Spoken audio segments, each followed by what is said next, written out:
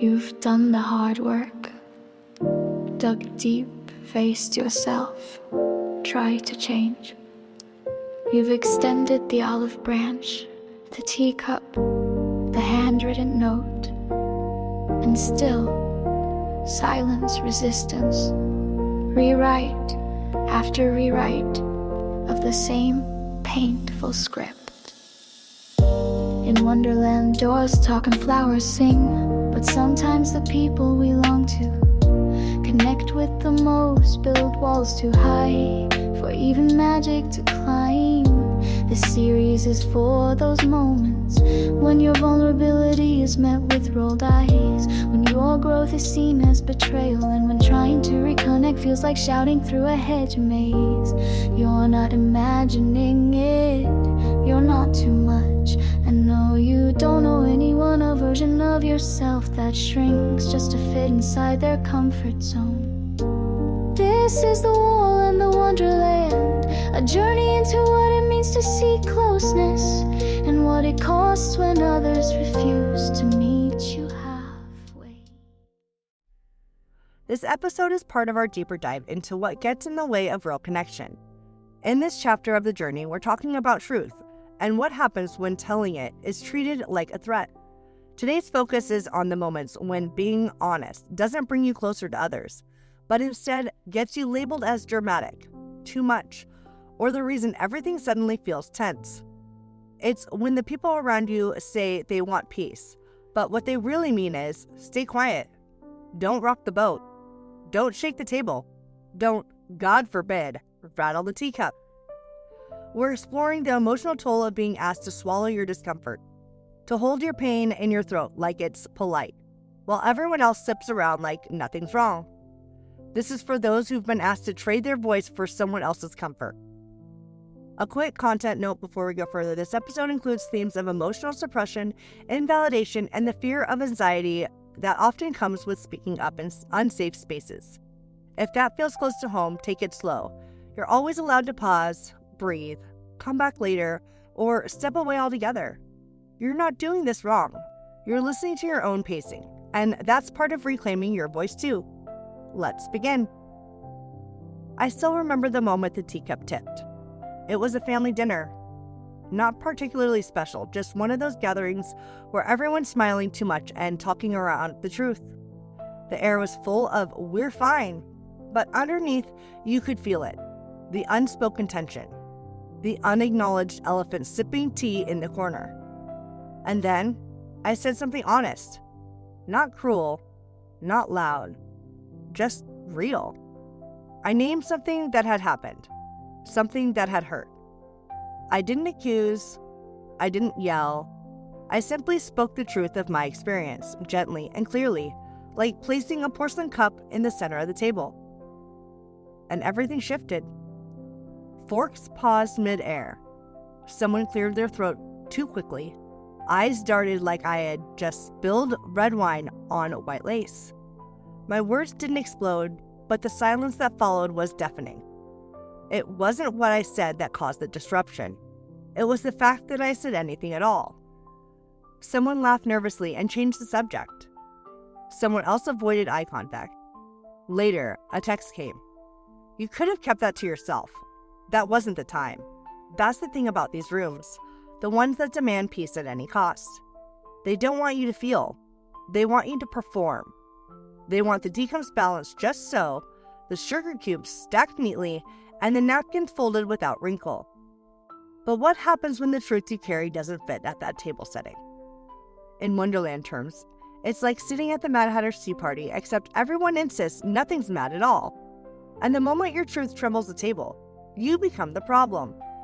Not the silence, not the tension, not the history no one talks about. Just you. You realize you weren't invited to be honest. You were invited to behave. And when you don't, you feel it. The chill of disapproval. The shrinking in their gaze. It's not always loud. Sometimes it's just absence. A quiet kind of punishment. The way people pull away or avoid following up. The way your phone stays quiet afterwards. You learn quickly If you want to be loved here, you must not spill.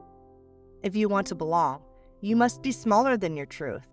And that loneliness, the kind that comes from being alone, from being surrounded by people who only welcome the version of you that stays quiet, it lingers. It stains. That's the moment I knew.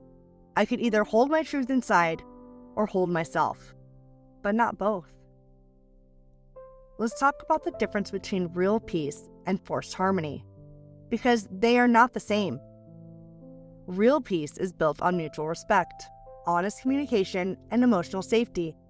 It doesn't mean everything is always calm or easy. It means that even when things are uncomfortable, there's space for truth. There's room for disagreement, growth, and complexity. Real peace holds space for everyone's voice, not just the ones that are easier to hear. Forced harmony, on the other hand, is brittle. It looks calm on the surface, but underneath, it is a constant pressure to behave, to keep quiet, to not upset the vibe. It's peace built on silence and self-abandonment, a kind of emotional wallpaper, pretty from afar, but peeling at the edges if you get too close. And this is where it gets tricky, because the people who benefit from the forced harmony often frame your honesty as the problem. They see things like, "Why are you making a big deal out of this? Don't start drama. You're being so sensitive. Can't you just let it go?" These aren't neutral comments. They're silencing tools. Each one sends a message. Your feelings are inconvenient. Your truth is disruptive. Your needs don't belong here. Sometimes it's not even about what you said. It's about that you said anything at all. The discomfort you caused by being real becomes the justification for the discomfort with you. These dynamics don't just appear out of nowhere. They're often deeply rooted in family culture, relationship patterns, or even broader social and cultural norms. Maybe you grew up in a family where the rule was, we don't talk about that, where emotions are whispered behind closed doors or swallowed in silence, where one person's anger dictated the tone for the entire room, and everyone else adjusted to avoid a blow-up. That's not peacekeeping, that's surviving. In romantic relationships, you might have been labeled too emotional for expressing hurt, or too negative for bringing up a pattern that was genuinely harmful. Maybe you learned to scan the room before speaking up, checking to see who might be upset not by what happened, but by the fact that you noticed. In these environments, keeping the peace becomes a role we're taught to play. But what we're really doing is protecting the comfort of others at the cost of our own well-being. And the cost is high. Because when we silence ourselves to keep things smooth, the wounds don't disappear. They just go underground. They become quiet resentment, chronic anxiety, or even physical symptoms of long-held stress. We tell ourselves, it's not worth the fight. But what we're really saying is, my truth isn't safe here. And here's the hardest part. This kind of false peace keeps us disconnected. It creates relationships where the only part of you is allowed to show up, where love feels conditional based on how easy, how cheerful, how agreeable you could be. You can feel deeply alone in a room full of people smiling at you, and none of them really see you. That's not peace. That's performance.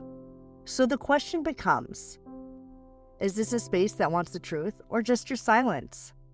Real connection requires honesty, and yes, honesty can shake the table, but that trembling isn't destruction, it's truth, making room for something real. Let's slow things down for a moment. If you're in a space where you can pause, maybe you're taking a walk, sitting with a cup of tea, or just lying still, I want to invite you to a quiet reflection. Think back to a moment where you swallowed your truth to keep someone else comfortable. Maybe it was a family gathering, or during a conversation with a partner or friend. Maybe it was recent, or maybe it's something you've carried for years. You felt something rise inside you, a question, a boundary, a hurt you needed to name, but you tucked it back down. You smiled instead. You nodded, you said, it's fine, even though it wasn't. Take a breath. What did it cost you? Did you leave that moment feeling smaller? Did something tighten in your chest or twist in your stomach? Did you feel proud of how well you kept the peace, or quietly heartbroken that no one noticed the weight you were carrying? Now ask yourself, what was brewing beneath the surface? Was it frustration because your voice wasn't welcome? Was it sadness because the version of you that they accept isn't the full you? Was it shame because somewhere along the way you learned that speaking up equals being too much? Whatever came up for you, whatever is still rising even now, I want you to know it's valid. It matters. You matter. The anger, the ache, the disappointment, those feelings aren't signs that you failed. They're signs that a part of you remembers what it means to be whole, to be heard, to be respected. When we silence ourselves to make others more comfortable, we often abandon the parts of us that needed connection the most. So if you're noticing a tightness in your throat or a heaviness in your chest right now, that's not weakness. That's your body remembering your truth. Take another breath here. Place a hand over your heart if it helps, and just acknowledge what's been buried or brushed aside. You don't have to fix it. You don't have to speak it out loud yet. Just notice it. You've already done something powerful by letting yourself feel. So how do we start speaking our truth in spaces that feel disruption? How do we share what's real without shattering the entire set? It begins with small, intentional shifts. Because honesty doesn't always have to be loud or dramatic. Sometimes the most powerful truths are spoken calmly, clearly, and without apology. Tip 1. Use I statements to stay grounded. Start with your own experience, not accusations, not blame, just your truth. Instead of, you always ignore how I feel. Try, I feel dismissed when my concerns are brushed aside. Or, I need space to share openly without being shut down. I statements help you stay rooted in your experience. They're less likely to trigger defensiveness and more likely to keep the focus on what you need, not just what went wrong. Tip 2. Prepare for discomfort. This part is key. Speaking honestly in rooms that demand silence will feel uncomfortable. That doesn't mean you're doing something wrong. It means you're doing something new. The silence you might meet, the tension in the air, it's not proof that your truth is dangerous. It's proof that your truth matters enough to stir something. Sometimes the discomfort is theirs. Sometimes it's yours. Either way, it's not a sign to stop. It's a signal to keep breathing. Tip 3. Set emotional boundaries around invalidation. You have the right to protect your voice from being twisted or erased. If someone says, you're overreacting, or that's not what happened, you can respond with, you don't have to agree with my experience, but I need you to respect that it's real, for me. Or even, if you can't hold space for this conversation, I'll come back when you can. Boundaries aren't ultimatums. They are clarity, and clarity creates emotional safety. Tip 4. Know when to walk away from fake peace. Not every space deserves your truth. That doesn't mean your truth is too much. It just means some rooms were never designed to hold your honesty. And if you have to trade self-abandonment for connection, it's not real connection. You can love people and still leave the table they keep trying to silence you at. You can honor your healing by refusing to stay where your pain is labeled as too loud. You're allowed to walk away from peace that requires your silence to survive. And if you're struggling with guilt for disrupting that peace, here's what I want you to remember. My truth isn't dangerous. It's necessary. I'm allowed to speak even if others feel uncomfortable. I don't owe anyone the version of me that stays silent to keep the room calm. Every time you choose honesty over appeasement, you choose yourself. And that is a radical kind of peace. Imagine a new tea party. The table is long and sun-drenched. The chairs don't match, and that's on purpose. No one cares if you hold your teacup with 2 hands or none at all. You don't have to sit up straight or swallow your feelings with the sugar cubes. You don't even have to smile if you're not ready.